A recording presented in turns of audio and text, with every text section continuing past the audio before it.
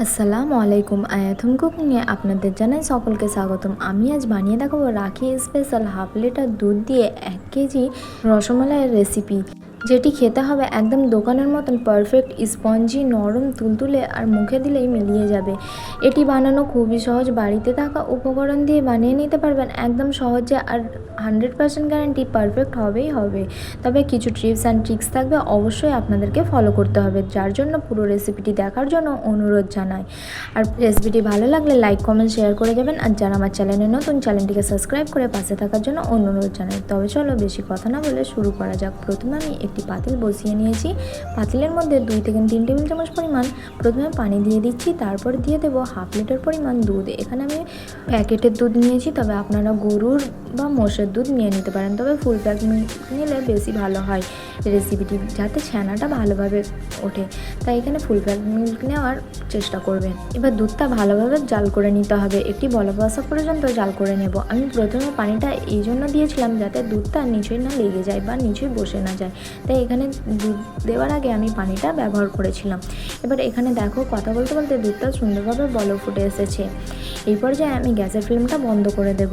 গ্যাসের ফ্লেমটা বন্ধ করে এবার আমি এটি 2 মিনিটের জন্য ঠান্ডা করে নেব। বেশি ঠান্ডা করার দরকার নাই, 2 মিনিট রেখে দিলেই হালকা ঠান্ডা হয়ে যাবে। ততক্ষণে আমি একটি বাটি নিয়ে নিয়েছি, তার মধ্যে নিয়ে নিচ্ছি 2 টেবিল চামচ পরিমাণ ভিনেগার। এখানে আমি ভিনেগার দিয়ে ছানাটা কাটাবো, তবে আপনারা চাইলে ছানা কাটানোর পাউডার বা লেবুর রসটাও ইউজ করতে পারেন। এবার 2 টেবিল চামচ পরিমাণ ভিনেগারের আর 3 টেবিল চামচ পরিমাণ পানি দিয়ে দিচ্ছি, দিয়ে একটি মিশ্রণ তৈরি করে নেব।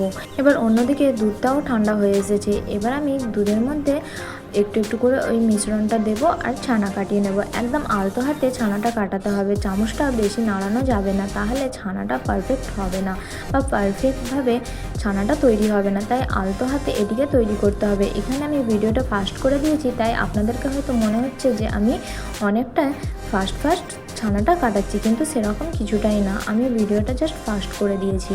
ছানাটা কাটাতে থাক, ততক্ষণ আমি আপনাদেরকে বলে রাখি, আমার রেসিপি যদি ভালো লেগে থাকে প্লিজ লাইক, কমেন্ট, শেয়ার করে যাবেন। আর যারা আমার চ্যানেলে নতুন, চ্যানেলটিকে সাবস্ক্রাইব করে পাশে থাকার জন্য অনুরোধ জানাই।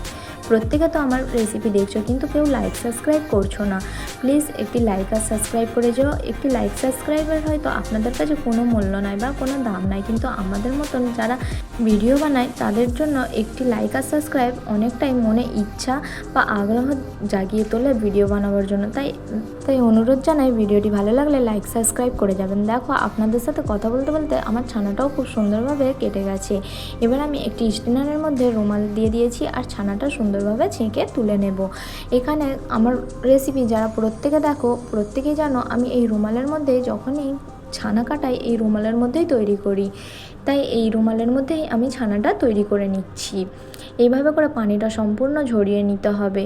পানিটা ঝরানোর পর আমি 2 থেকে 3 বার ঠান্ডা পানি দিয়ে ছানাটাকে ধুয়ে নেব। যেহেতু এখানে আমি ভিনেগার দিয়ে ছানাটা কাটিয়েছি, তাই ভিনেগারের ফ্লেভারটা যাতে না ছানার মধ্যে আসে, তাই এখানে ভালোভাবে 2 থেকে 3 বার ঠান্ডা পানিতে ধুয়ে নিতে হবে। তারপরেই আমি এখানে আবারও পানি ঝরাতে রেখে দেব।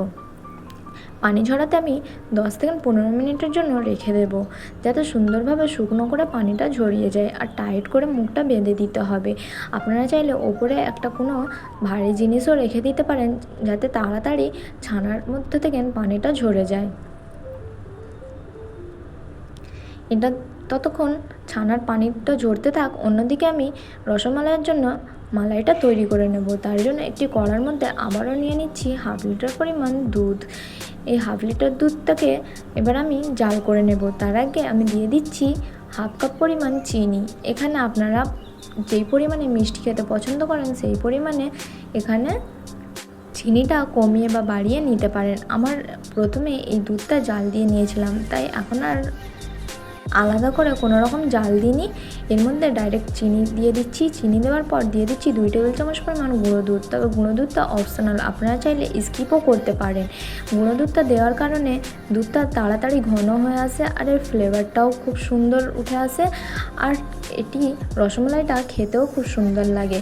আপনারা হয়তো বলবেন যে হাফ লিটার দুধ দিয়ে বানাবো বলে আবার 1 লিটার দুধ কেন নিচ্ছি, তবে আপনারা হাফ লিটার দুধ দিয়েই বানিয়ে নিতে পারেন। তবে আমি এখানে একটু বেশি পরিমাণে বানাচ্ছি যেহেতু, তাই 1 লিটার দুধ নিয়েছি। এবার আমুল দুধটা সুন্দরভাবে মিক্স হয়ে আসলে এখানে দিয়ে দিচ্ছি আমি এলাচের এসেন্স, তবে আপনারা চাইলে এলাচ গুঁড়োটাও দিয়ে দিতে পারেন। আমার কাছে যেহেতু এলাচের এসেন্সটা ছিল তাই আমি এলাচের এসেন্সটা ইউজ করলাম। এবার এলাচের এসেন্সটা দিয়ে সুন্দরভাবে মিক্স করে এটি বল ফুটে আসা পর্যন্ত অপেক্ষা করব। একটি বল ফুটে আসলে এখানে আমি দিয়ে দিচ্ছি কেশরের পানি। এখানে আগে থেকে আমি কেশরকে হাফ কাপ পানির মধ্যে ভিজিয়ে রেখেছিলাম, সেই পানিটা দিয়ে দিচ্ছি। তবে কেশরটা অপশনাল, আপনারা চাইলে স্কিপও করতে পারেন। কেশরটা দেওয়ার কারণে একটা সুন্দর গন্ধ ছেড়ে আসে। আর এখানে কালারের জন্য ইউজ করেছি, তবে কেশর যারা খেতে পছন্দ করো না তারা চাইলে স্কিপও করতে পারো। এবার কেশরটা দেওয়ার পরে আবারও আমি জাল করে নেব দুধটা ঘন হয়ে আসা পর্যন্ত। দুধটা সুন্দরভাবে ঘন যতক্ষণ না হয়ে আসে ততক্ষণ আমি হাই ফ্লেমে এইভাবে নাড়াচাড়া করতে থাকবো আর এটিকে বল ফুটে আসা পর্যন্ত রান্না করে নেব। এটা অনবরত নাড়তে হবে, নাহলে নিচে লেগে যাওয়ার সম্ভাবনা থাকবে। দেখো দুধের কালারটা কতটা সুন্দর হয়ে এসেছে কেশর দেওয়ার কারণে, তাই না বলো? এবার দুধটা অনেকটা ঘনও হয়ে এসেছে। এবার আমি এই পর্যায়ে দিয়ে দিচ্ছি কিছুটা কাজু বাদাম আর আমন্ড বাদাম কুচি। এখানে আপনারা আপনাদের পছন্দ মতন কমিয়ে বা বাড়িয়ে যতটা পরিমাণ পছন্দ ততটা পরিমাণ এখানে ড্রাই ফ্রুট দিয়ে দিতে পারেন। এখানে আপনারা চাইলে পিস্তা বাদাম কিশমিশও দিয়ে দিতে পারেন। এবার সুন্দরভাবে মিক্স করে আবারও আমি 2 থেকে 3 মিনিট মতন হাই ফ্লেমে এটিকে জাল করে নেব। সুন্দরভাবে জাল হয়ে আসা পর্যন্ত অপেক্ষা করতে থাকবো। 2 থেকে 3 মিনিট পর দেখো কতটা সুন্দর ঘন হয়ে উঠেছে আর কতটা সুন্দর কালার এসেছে। দেখিয়ে দিচ্ছি যে কতটা ঘন করতে হবে। খুব বেশি ঘন করবেন না, তাহলে মালাইটা মিষ্টির মধ্যে প্রবেশ করবে না আর খেতে একদমই ভালো লাগবে না। তাই হালকা গাঢ় হয়ে আসা পর্যন্ত এটিকে জাল করে নেব। দেখে নিশ্চয়ই বুঝতেই পারছেন যে কতটা ঘন রাখতে হবে। এবার আমি গ্যাসের ফ্লেমটা বন্ধ করে দিচ্ছি। অন্যদিকে ছানা থেকে সম্পূর্ণ পানিটাও ঝরে গেছে আর ছানাটা শুকনো হয়ে এসেছে। এবার আমি ছানাটা বার করে নেব একটি প্লেটের মধ্যে।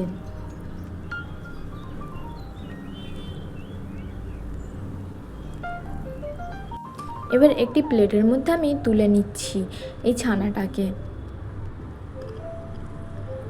এবার হাতের সাহায্যে ছানাটা একটু মেখে নিতে হবে, তবে লক্ষ্য রাখতে হবে একদম বেশি ছানা যাবে না বা মাখা যাবে না। অনেকক্ষণ ধরে মাখলে ছানা থেকে ঘি বেরিয়ে আসবে, যেটি একদমই ভালো হবে না, মিষ্টিটা একদমই ভালো হবে না। আর হাতের চোটোর এই সাইড দিয়ে এটিকে মেখে নিতে হবে, আলতো হাতে এটিকে মাখতে হবে। ওই 2 থেকে 3 মিনিট মতন মাখলেই এটি হয়ে যাবে, তবে বেশি মাখতে যাবেন না। বেশি মাখতে গেলে এর মধ্যে থেকে ঘি বেরিয়ে আসবে আর একদমই পারফেক্ট হবে না। তাই এই ছোটো ছোটো টিপসগুলো অবশ্যই লক্ষ্য রাখতে হবে। দেখো এখানে আমার 2 থেকে 3 মিনিট মতন মাখা হয়ে গেছে। এইবার আমি এর মধ্যে দিয়ে দিচ্ছি 1 টিস্পুন ময়দা। তবে এখানে ময়দার বদলে আপনারা কর্নফ্লাওয়ার দিয়ে দিতে পারেন, তবে লক্ষ্য রাখতে হবে এখানে খুব বেশি দেওয়া যাবে না, ওই অল্প করেই দিতে হবে। বেশি দিলে একদম পারফেক্ট ছানা বা একদম পারফেক্ট মিষ্টি তৈরি হবে না, একদম শক্ত হয়ে যাবে, যেটি খেতে একদমই ভালো লাগবে না। এবার ময়দাটা দিয়ে আবারও 2 থেকে 3 মিনিট মতন মেখে নিয়েছি। এখানে আমার মাখা হয়ে গেছে। এবার হাতটা পরিষ্কার করে ধুয়ে নেব। এবার এখান থেকে আমি পছন্দ মতন লেচি নিয়ে আমি শেপ দিয়ে নেব। তবে এখানে আপনারা যে কোনো পছন্দ মতন শেপ দিয়ে নিতে পারেন। এখানে আমি হালকা একটু গোল করে চ্যাপ্টা করে নিয়েছিলাম। আপনারা আপনাদের পছন্দ মতন শেপ দিয়ে নিতে পারেন পরিমাণ মতন নিয়ে। এখানে এইভাবে করে আমি তৈরি করে নেব সবগুলো। এখানে আমার সবগুলো তৈরি করা হয়ে গেছে। এবার আমি শিরার মধ্যে ফুটিয়ে নেওয়ার পালা। এবার শিরার জন্য আমি দিয়ে দিচ্ছি হাফ কাপ পরিমাণ চিনি। এবার যতটা পরিমাণ চিনি তার ডবল এখানে পানি নিয়ে নিচ্ছি, তার মানে হাফ কাপ পরিমাণ চিনি নিয়েছি, তাই 1 কাপ পরিমাণ পানি দিয়ে দিচ্ছি। এবার চিনিটা মেল্ট হয়ে আসা পর্যন্ত চিনির শিরাটাকে জাল করে নেব। এখানে কোনো একতার করার দরকার নাই, জাস্ট চিনিটা মেল্ট হয়ে আসবে ততক্ষণ পর্যন্ত এটি জাল করে নেব। এখানে দেখো চিনিটা আস্তে আস্তে মেল্ট হতে শুরু করেছে। এবার একটা বলক উঠে আসা পর্যন্ত অপেক্ষা করব। দেখো এখানে চিনিটা মেল্ট হয়ে গেছে, এবার একটা বলকও উঠে এসেছে। এই পর্যায়ে এবার আমি যে ছানাগুলো মিষ্টি বানিয়ে রেখেছিলাম সেগুলো একে একে দিয়ে দেবো। একবারই সব ঢেলে দেবেন না, তাহলে মিষ্টিগুলো ভেঙে যাওয়ার সম্ভাবনা থাকবে আর একদম পারফেক্ট হবে না। এইভাবে একটা একটা করে আলতো হাতে দিয়ে দিতে হবে আর গ্যাসের ফ্লেমটা এই পর্যায়ে লোতে রাখতে হবে। আমি একে একে সবগুলো মিষ্টি দিয়ে দিচ্ছি এখানে।